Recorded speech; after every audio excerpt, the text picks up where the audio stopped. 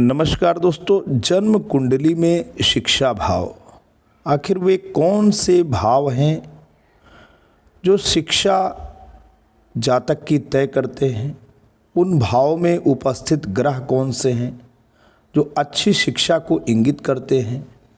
ऐसे कौन से ग्रह हैं जिनकी उपस्थिति शिक्षा के मार्ग में जातक को बाधा पहुंचाती है, चुनौतियां प्रस्तुत करती है, परेशानी होती है और किसी न किसी रूप में जातक की शिक्षा प्रभावित रहती है? आज इसी टॉपिक पे हम वीडियो लेके आए हैं। तो थोड़े समय का दोस्तों वीडियो है और इसमें बड़ी बातें होने जा रही हैं, तो आप सभी को वीडियो पे बने रहना है। पहली बार एस्ट्रो अजय चैनल पे विज़िट कर रहे हैं तो लाइक, शेयर और सब्सक्राइब भी कर लें। शिक्षा किसी भी इंसान के लिए रोशनी है।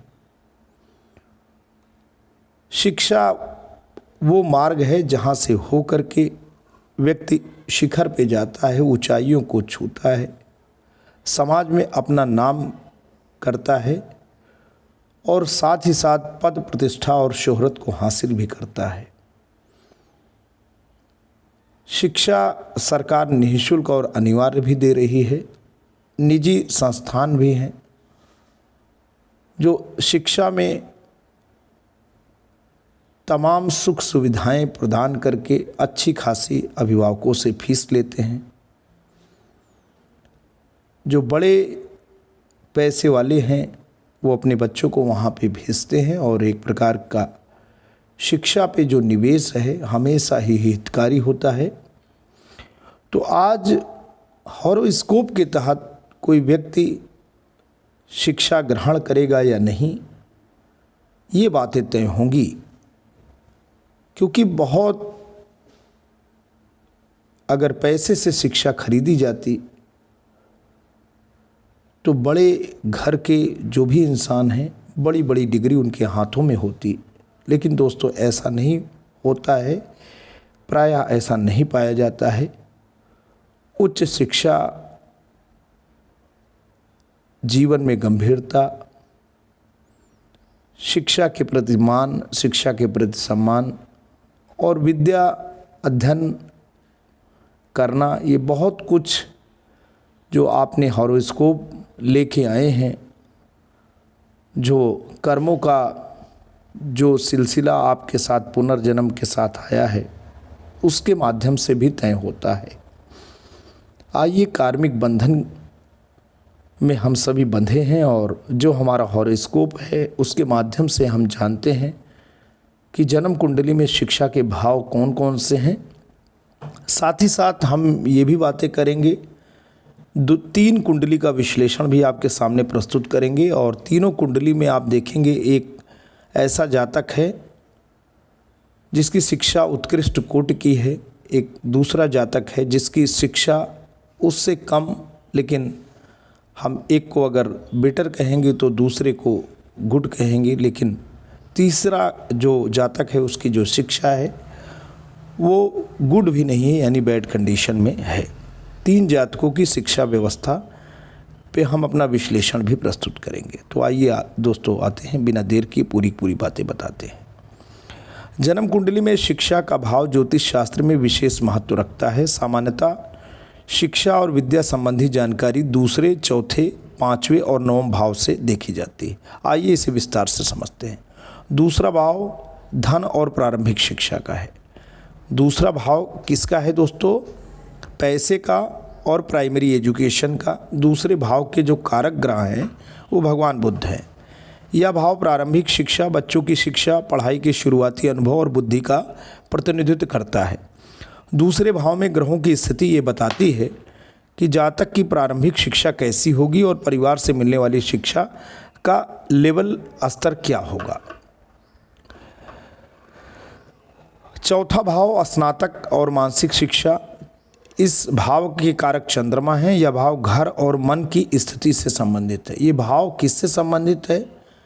घर और मन की स्थिति से संबंधित है। चौथे भाव में मजबूत ग्रह शिक्षा में रुचि, मानसिक शांति और अध्ययन के लिए उपयुक्त वातावरण दिखाते हैं।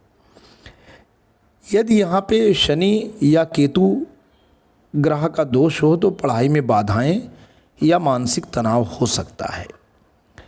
पंचम भाव स्नातक शिक्षा, विद्या और बुद्धिमत्ता।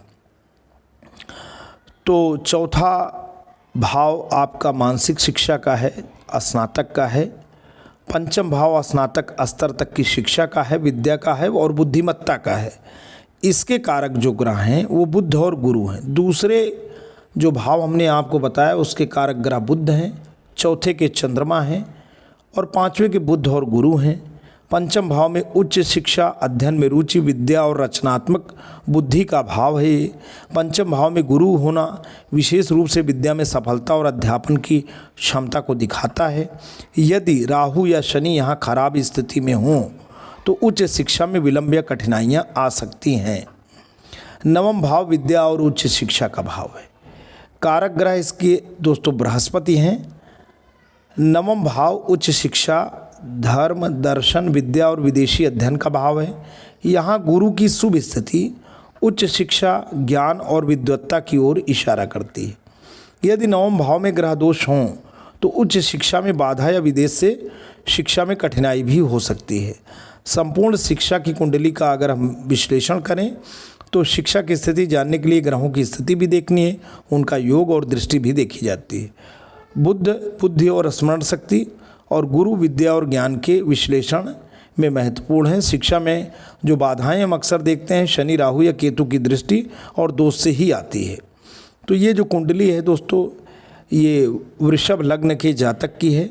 अब द्वितीय भाव पे हम पहले देखते हैं। इनका द्वितीय भाव के जो स्वामी हैं वहाँ पे 3 नंबर की राशि लिखी हुई है। अब द्वितीय भाव में अगर हम शुभ ग्रहों को देखें तो यहाँ पे शुभ ग्रह चंद्रमा और गुरु ऑलरेडी बैठे हैं सिवाय एक राहु के। अब द्वितीयेश की भी स्थिति देखी जाएगी ना। द्वितीयेश कहाँ पे गए हैं?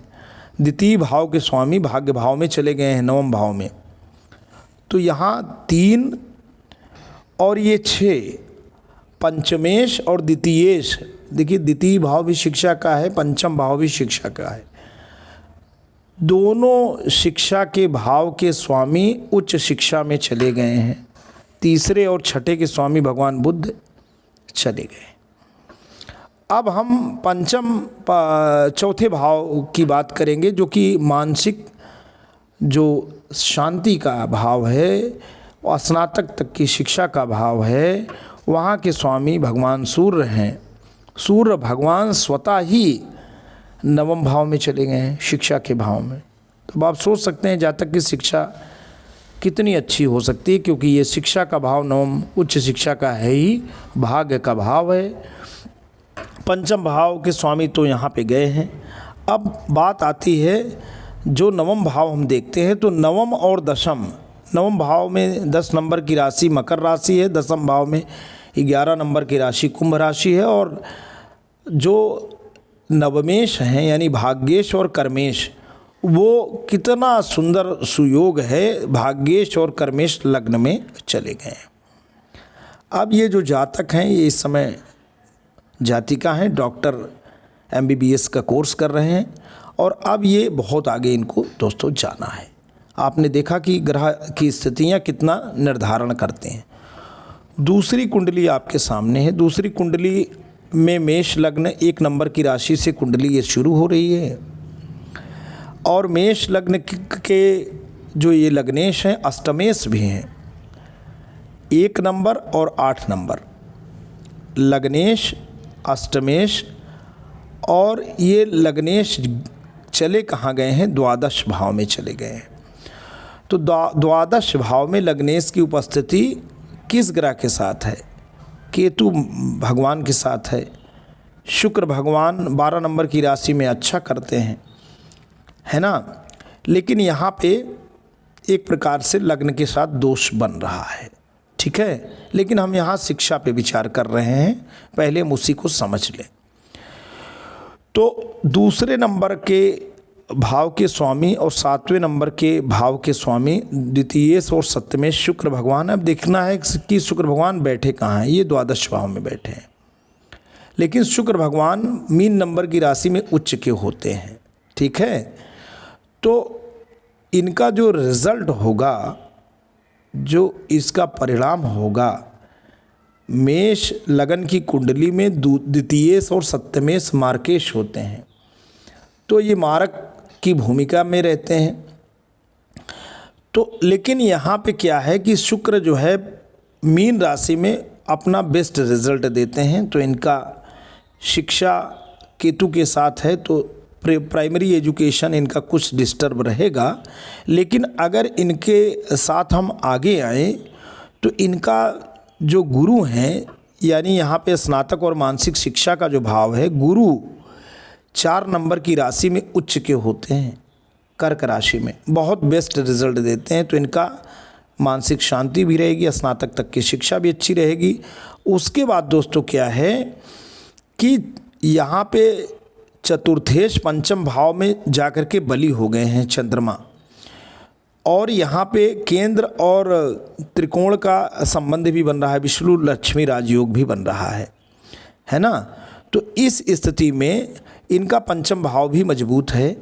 और पंचमेश जो है बैठे कहाँ हैं, पंचमेश दोस्तों इनके जाकर के बैठे हैं यहाँ पे लाभ भाव में बैठे हैं, तो इनका यहाँ पे हायर एजुकेशन भी बढ़िया रहेगा। अब ये देखना है कि उच्च शिक्षा इनकी जो है ये 9वें भाव और 12वें भाव के स्वामी गुरु इनके केंद्र में चले गए हैं, तो इनकी उच्च शिक्षा भी अच्छी होगी। अब ये पहली कुंडली से थोड़ा इनका डिफरेंट एनालिसिस था, लेकिन इनका भी एजुकेशन अच्छा है। अब तीसरी जो कुंडली है उसमें आप देखिए, ये भी मेष लग्न की कुंडली है, और इनके द्वितीयेश जो हैं शुक्र भगवान केंद्र में चले गए हैं। तो द्वितीय भाव और सप्तम भाव जो होता है ना, उसके स्वामी मार्केश होते हैं, और ये शुक्र यहाँ पे हैं, केंद्र में हैं। तो इनका प्लेसमेंट अपने ही स्वग्रह तुला राशि में है, तो उतना जो है दुष्परिणाम नहीं होगा, इनकी शिक्षा अच्छी जाएगी। लेकिन अब इनका जो है मानसिक शांति की बात देखें तो यहाँ पे इस घर में राहु महाराज बैठे हुए हैं, ठीक है। और उसके बाद इनका ये जो घर है ये डिस्टर्ब हुआ। उसके बाद पंचम भाव के स्वामी भगवान सूर्य हैं, वो 9वें भाव में चले आए हैं। इनका 9वें भाव में आना तो अच्छा है धनु राशि में सूर्य भगवान का, लेकिन इनकी युति यहाँ पे शनि भगवान के साथ हो गई है, तो ये भी दोस्तों भाव इनका डिस्टर्ब हुआ। एक भाव छोड़ करके ये इनके दूसरा और तीसरा भाव सब डिस्टर्ब हो रहा है। तो इनकी शिक्षा जैसे मैंने बताया कि इससे पहले का जो जातक था, उससे पहले के जातक था, उससे जो है तृतीय श्रेणी की इनकी शिक्षा रहेगी। तो आज के लिए दोस्तों इतना ही। आशा करता हूँ वीडियो और प्रस्तुत सामग्री आपको अच्छी लगी है तो लाइक, शेयर और सब्सक्राइब करें। जल्द आपके समक्ष नए इन्फॉर्मेशन और वीडियो को लेकर पुनः हाजिर होंगे। तब तक के लिए जय हिंद, वंदे मातरम।